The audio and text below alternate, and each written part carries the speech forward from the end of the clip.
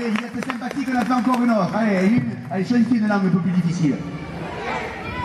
Allez, de l'anglais, c'est pas un problème. De l'anglais. Qu'est-ce que vous voulez comme anglais? Les Beatles, c'est Rolling Stones, les Beatles, les Beatles, les Beatles, les Beatles. Les Stones. Les Beatles, voilà, c'est vous qui choisissez, on s'en fout, on a connu combien? Pas 8000, on en connaît 8000 par cœur. Allez, les Beatles. Yellow Submarine, c'est bien Yellow Submarine. Ah, c'est bon. Allez, on sait tout faire, on en connaît plein, nous, 8000. Yellow Submarine.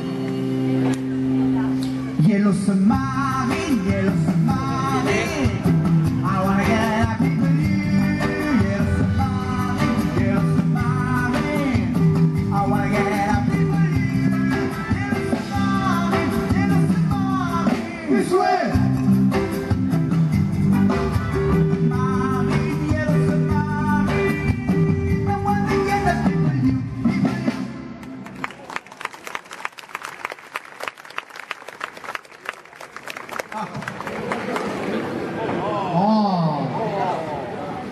On continue avec un morceau de mon maître, celui qui m'a tout appris à la trompette. Miles Davis. Qui? Miles Davis. Ah, moi je connais pas les orchestres des Bouches-du-Rhône. Non, moi, mon maître à moi, c'est Jean-Claude Borelli, de la Seine-sur-Mer. C'est fort.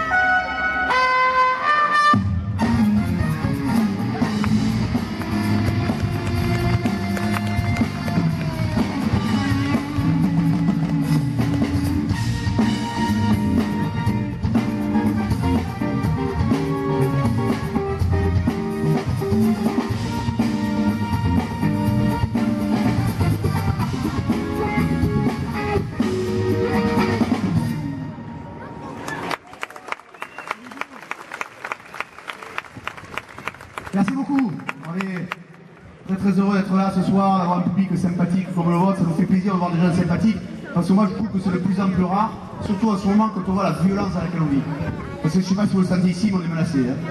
Et attention, moi je ne suis pas là pour faire de la politique ou pour plomber la soirée, mais il faut quand même regarder les choses en face et prendre 2 minutes pour en parler. On est menacé. Il faut le savoir partout en France. Chaque jour, il y a des hordes sauvages qui viennent envahir nos villes et nos campagnes, des barbares sans foi ni loi, qui profitent de tout, qui ne font rien et qui s'installent dans nos immeubles, sur le palais d'en face, en dessus, en dessous, un fléau terrible et incontrôlable, les vieux. Je parle des vieux, hein, madame. Je vais me mettre par là parce que c'est des problèmes. Attention, j'ai rencontré les vieux, mon grand-père était vieux. Et moi je suis comme vous, je suis du Midi, dans le Midi il y en a énormément de vieux. Dans le Midi même, il faut savoir, il y a des réserves à vieux. Il y a des parcs à huîtres et des réserves à vieux. Faut pas confondre, c'est tout gris, ça bouge plus, mais c'est pas pareil. Quand mon grand-père, pour savoir s'il était toujours vivant, je mettais du citron dans lui. Mais dans le Midi, il y en a énormément des vieux parce qu'ils font leur vie à Paris, à Strasbourg, à Lyon. Ils viennent mourir au chemin d'eau. C'est vrai que dans le Midi, la qualité de mort, elle est pas bonne. Là, c'est vrai, quand t'es 6 pieds sous terre, que t'as la croix qu'elle a vue sur la mer. Non, mais il faut des contrôles antidopage dans le sport, dans le vélo. Et c'est pas dans le sport qu'il faut les faire, les contrôles antidopage. C'est dans les maisons de retraite. Vous avez vu ce qu'ils se mettent comme cachés dans la tête, les vieux? Ils ont des petites boîtes exprès. Vous êtes rangés, vous, madame? Ils ont des petites boîtes exprès, des cachets pour le matin, le midi, le soir, des jaunes, des rouges, des oranges, des cachets. La police, elle le sait, la police le voit, la police est... Parce que c'est très important pour les vieux de se soigner. Mourir, ils s'en foutent. Ce qu'ils veulent, c'est mourir, mais en bonne santé. Mais attention, ils sont très organisés, vous regarderez. Dès qu'il y en a un qui meurt, il y en a un qui arrive. Moi, je trouve que les gens avant, ils étaient plus raisonnables. Ils vivaient vieux, mais pas trop longtemps. Aujourd'hui, les vieux, ils explosent les compteurs, faut le voir. 90, 95, 100, 105, 110. Mon voisin, il est mort à 110 ans. Non, mais ça surprend, 110 ans. Mais même sa famille, elle était surprise à l'annonce du décès. On ne s'y attendait pas. Hier encore, fils, il devait être sur le toit, là, il est là. Non, mais 110 ans, ça surprend. Et puis 110 ans, ça veut dire quand même que tu peux avoir des enfants qui ont 80 ou 90. Allez.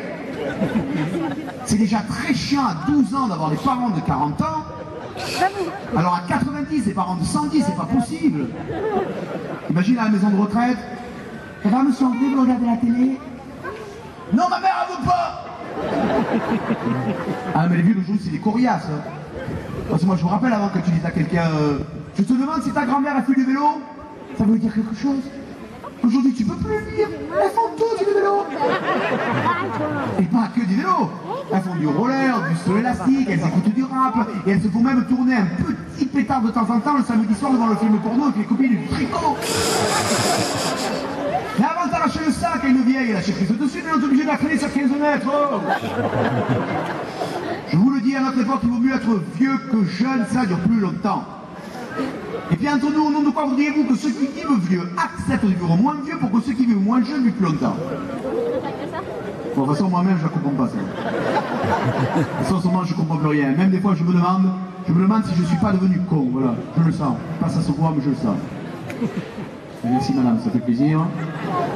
Attention, parce que des fois, les gens qui croient que je suis con parce que je fais le con, non, mais je suis vraiment con. Et ça ne me dérange pas, je suis habitué dans ma famille à tout ça. Le plus fort, c'est mon beau-frère. Bon, c'est facile pour lui, les gendarmes aussi. Ah, il est très très fort, il a 48 ans, il est maréchal des logis. Je sais pas, pour ceux qui connaissent un peu les grades, c'est comme s'il y a 15 ans, tu étais toujours au CP. Il est très très très fort, et chaque année il passe le concours, et chaque année c'est du lourd. Et cette année j'ai la copie, c'est du lourd de chez lourd. À la question comment appelle-t-on en France l'organisme chargé de regrouper les gens qui ne travaillent pas, il a répondu la Poste. Alors vous voyez que moi à côté je me sens plutôt pas mal, hein. Et moi-même depuis que je suis moins lucide, je me sens mieux. Et puis je veux dire, moi je suis con. Mais quand je vois ce que les gens évolués ont fait du monde, je dis que je suis content d'être ce que je suis et de faire ce que je fais. Le plus beau métier de la Terre. Raconter des conneries à des gens intelligents. Et jamais le contraire.